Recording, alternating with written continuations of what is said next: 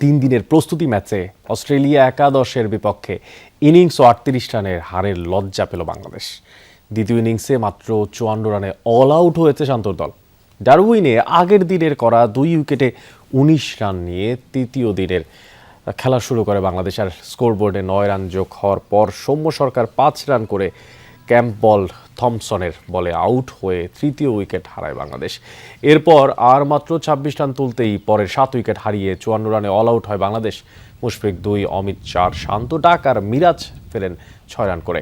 25 run দিয়ে 8 wicket নিয়েছেন বাঁহাতি পেসার থমসন।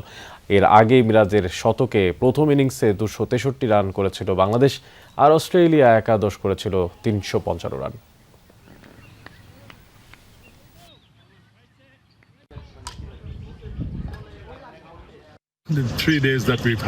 আমাদের হাতে প্রথম টেস্ট শুরুর আগে আরো 3 দিন সময় আছে।